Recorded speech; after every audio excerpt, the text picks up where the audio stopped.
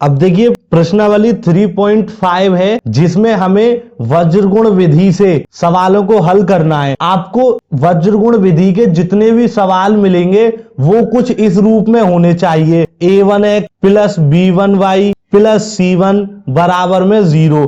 ये तो पहला समीकरण हो गया। दूसरे समीकरण मिलेगा a2x plus b2y plus c2 बराबर में 0। ये दूसरा समीकरण हो गया। प्लस माइनस यहां पर हो सकता है, उससे कोई फर्क नहीं पड़ता, पर समीकरण वज्रगुण विधि के कुछ इस रूप से होंगे। ठीक है, अब यहां पर a1 b1 c1 a2 b2 और c2 ये सारे हमारे नंबर्स हैं। नंबर्स कौन से होते हैं? जैसे 1 2 3 4 या -2 -6 -5। अब मेन बात ये है, अब वज्रगुण विधि से x और y का मान कैसे निकालेंगे वो मैं आपको एक फॉर्मूला लिखा रहा हूं, उसे ध्यान से समझना। सबसे पहले लिखेंगे x और उसके बाद कुछ इस तरीके से हम एक बटे की लाइन को खींच देंगे। ठीक है स्टूडेंट, देखो x इन दोनों समीकरण में इस वाली लाइन में दे रखा है, तो इस वाली लाइन को हम भूल जाएंगे और हमें सिर्फ और सिर्फ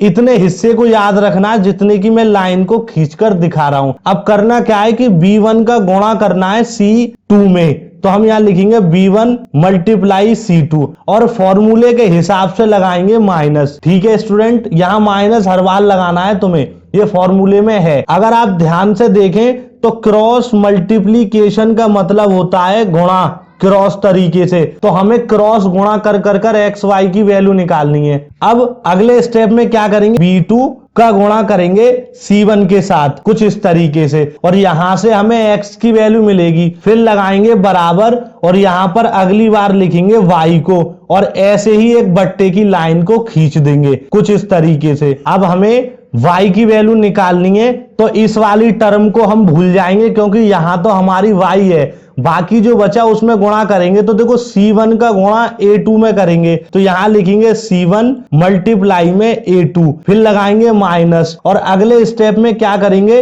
c2 का गुणा a1 में करेंगे, तो यहां लिखेंगे c2 और मल्टीप्लाई में a1 कुछ इस तरीके से। अब x और y की वैल्यू तो मिल जाएगी हमें, तो यहां पर हम फिर एक और बार बराबर का निशान लगाएंगे और यहां लिखेंगे सबसे ऊपर 1 और कुछ इस तरीके से फिर से एक बट्टे की लाइन को खींच देंगे। अब ये 1 इसलिए लगा रहे हैं क्योंकि यहां पर c1 और c2 हमारे नंबर हैं, तो नंबरों की वैल्यू निकालने के लिए अब हम यहां पर इस वाली चीज को भूल जाएंगे, सिर्फ x y को ही ध्यान में रखना है। तो अब यहां पर a1 का गुणा करेंगे b2 से, a1 मल्टीप्लाई b2 माइनस लगाएंगे a2 का गुणा करेंगे b1 से, तो a2 मल्टीप्लाई b1। इस तरीके से हमें गुणा करना पड़ेगा, तब जाकर हमारी x और y की वैल्यू निकलेगी और इसी रूल को वज्रगुण विधि कहते हैं। तो फिर सवालों को सॉल्व करने का कार्यक्रम शुरू किया जाए। अब प्रश्न नंबर 1 के आई के सवाल को हमें हल करना है, जिसमें पहला समीकरण लिखा है x माइनस 3y माइनस 3 बराबर में 0। ये हमारा समीकरण नंबर 1 है। और दूसरा समीकरण लिखा है 3x माइनस 9y माइनस 2 बराबर में 0। इसको हम समीकरण नंबर नाम 2 दे देंगे। अब आप ध्यान से देखिए क्या ये हमारा इस फॉर्म में है या नहीं है, क्योंकि इस फॉर्म में अगर सवाल नहीं होगा तो हमें बनाना पड़ेगा, तभी हम वज्रगुण विधि से हल कर पाएंगे। तो यहाँ पर a1 की जगह 1 है, b1 की जगह 3 है माइनस का, और c1 की जगह माइनस का 3, प्लस माइनस बदलते रहेंगे, तो ये समीकरण हमारे इस रूप में है। अब हमें करना क्या, यहाँ लिखना पड़ेगा समीकरण नंबर 1 और समीकरण नंबर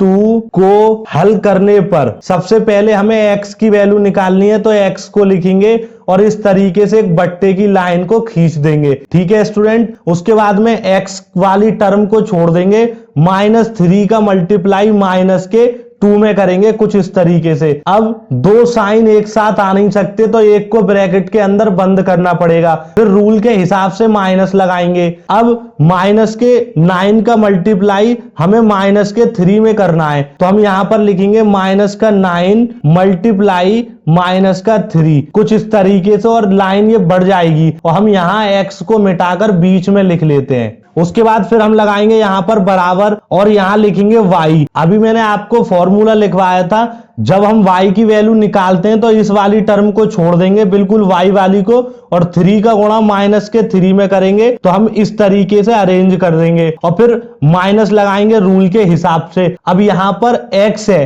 तो x के साथ कुछ नहीं दे रखा है तो 1 होता है, वो दिखता नहीं है, तो इस 1 का गुणा माइनस के 2 में करेंगे तो यहां लिखेंगे 1 मल्टीप्लाई माइनस का 2 कुछ इस तरीके से। अब यहाँ पर y का भी हमने गुणा कंप्लीट कर लिया है, अब बारी है 1 की, तो यहाँ पर लिखेंगे 1 और इस तरीके से एक लाइन को खींच लेंगे। अब 1 का मतलब है कि हम इस कांस्टेंट टर्म के लिए वैल्यू निकालेंगे, तो अब जब हम इसमें गुणा करेंगे तो 1 का गुणा 9 में करेंगे माइनस के में, तो 1 मल्टीप्लाई माइनस के 9, फिर रूल के हिसाब से माइनस लगाएंगे और इस 3 का गुणा हमें माइनस के 3 में करना है, तो यहाँ लिखेंगे 3 मल्टीप्लाई माइनस का 3। अब हमें करना क्या है, इनका आपस में गुणा करना है जो भी टर्म हमने लिखी है।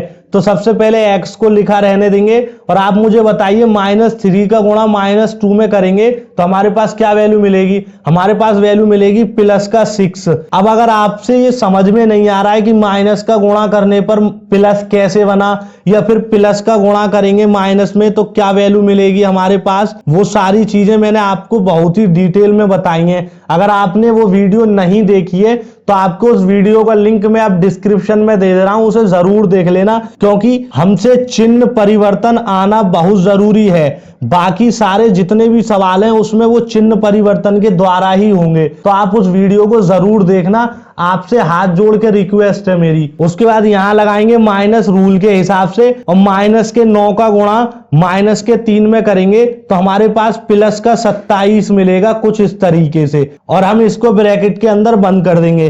अब बारी है y की, तो ऐसे लिखा रहने देंगे, 3 का गुणा माइनस के 3 में करेंगे तो माइनस का 9 मिलेगा, माइनस हमारे पास ऐसा ही रहेगा, और 1 का गुणा हमारे पास -2 में करेंगे तो -2 ही मिलेगा। उसके बाद फिर क्या करने वाले हैं, 1 को ऐसा ही लिखा रहने देंगे, 1 का गुणा माइनस के 9 में करेंगे तो माइनस का 9 मिलेगा, और माइनस ऐसा ही लिख देंगे जो दे रखा है, और 3 का गुणा 3 में करेंगे तो माइनस का 9 मिलेगा हमारे पास कुछ इस तरीके से। अब यहाँ से x को ऐसा ही लिखा रहने देंगे, 6 ऐसा ही रहेगा, और माइनस का गुणा प्लस में करेंगे तो माइनस का 27 हो जाएगा। फिर यहाँ पर y ऐसा ही रहेगा, माइनस का 9 ऐसा ही लिखेंगे, माइनस माइनस का गुणा करेंगे तो प्लस का 2 बनेगा, और यहाँ पर 1 ऐसा ही रहेगा, माइनस का 9 ऐसा ही लिख देंगे, और माइनस माइनस का गुणा करेंगे हम तो प्लस का 9 मिलेगा।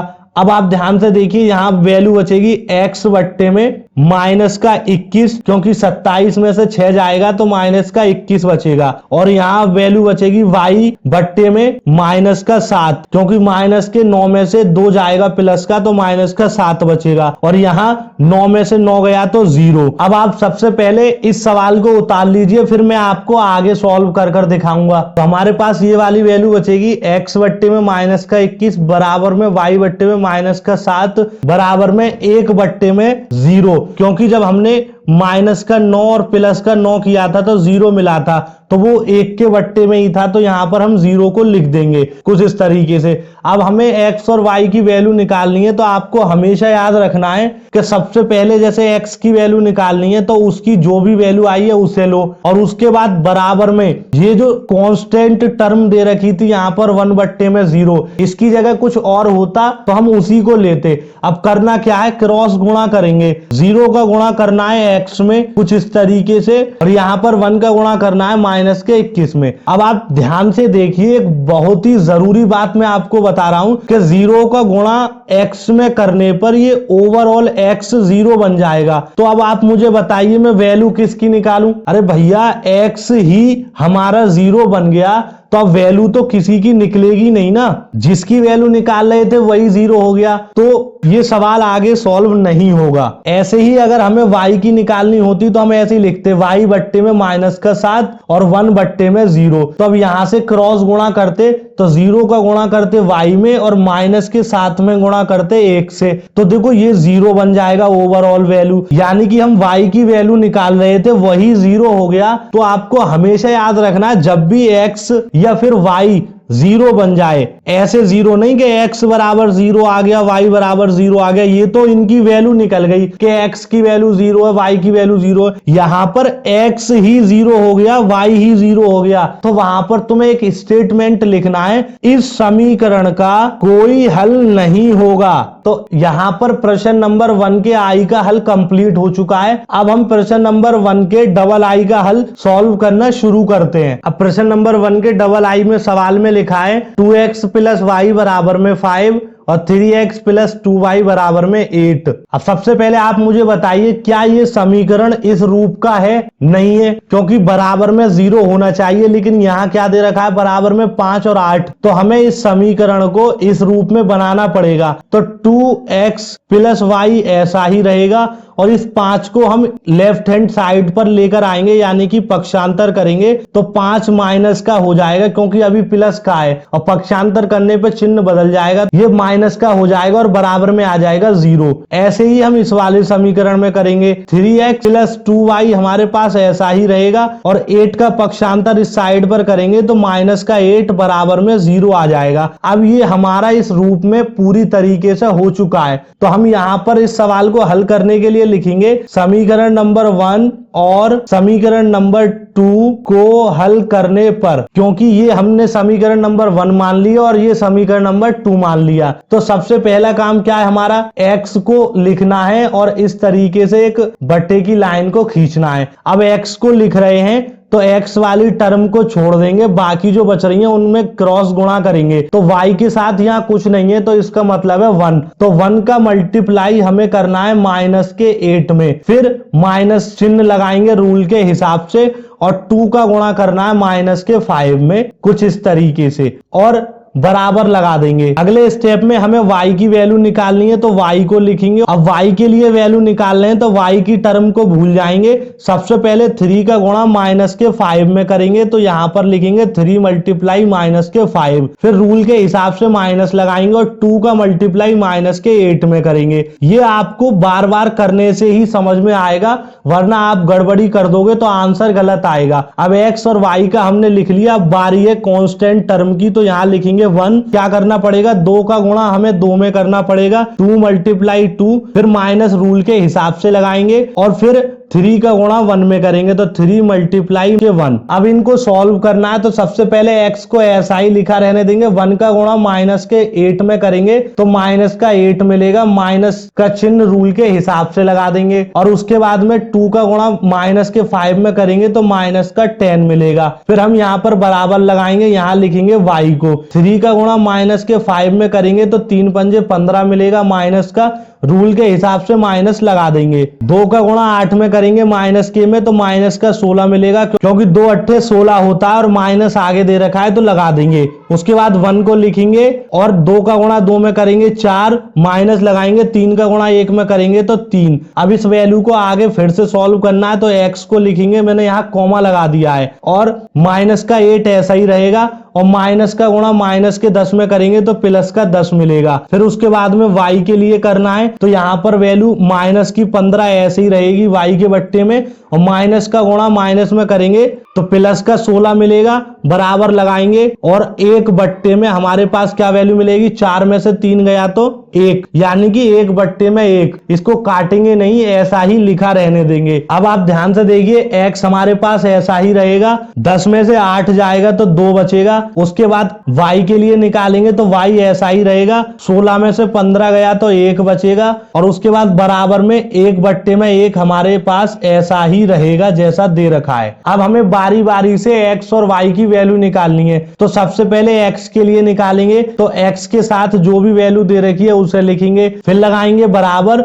और इस कांस्टेंट टर्म को लिख देंगे। ये आपको हर बार लेनी है। x की वैल्यू निकालेंगे तब भी आपको 1 बट्टे में 1 लेना है, या कुछ और दिया होता वही लेते, और ऐसे ही y के लिए निकालेंगे तब भी ऐसे ही लेना है। अब देखो 1 का गुणा x में करेंगे तो मैं यहाँ पर कुछ इस तरीके से लिख दे रहा हूं, और 2 का गुणा 1 में करेंगे क्योंकि क्रॉस गुणा हमें करना है। तो यहाँ से x बराबर में 2 हमारे पास वैल्यू मिल जाएगी और इसको हम बॉक्स के अंदर बंद कर देंगे। ऐसे ही सेम तरीका हम y के लिए अपनाएंगे। पहले लिखेंगे y बट्टे में 1, क्योंकि y के साथ बट्टे में 1 ही दे रखा है और फिर 1 बट्टे में 1 हम लिख देंगे क्योंकि ये कांस्टेंट टर्म है, वैल्यू निकालने के लिए काम आएगा। अब 1 का गुणा y में करेंगे तो यहाँ लिखेंगे 1 मल्टीप्लाई y और 1 का गुणा 1 में करेंगे तो यहाँ 1 गुणा 1 ऐसे लिख देंगे। अब y की वैल्यू मिलेगी हमारे पास 1 कुछ इस तरीके से। तो x बराबर 2 और y बराबर 1 हमारे पास आंसर निकल आया है। इसी तरीके से हम वज्र गुणन विधि का प्रयोग करके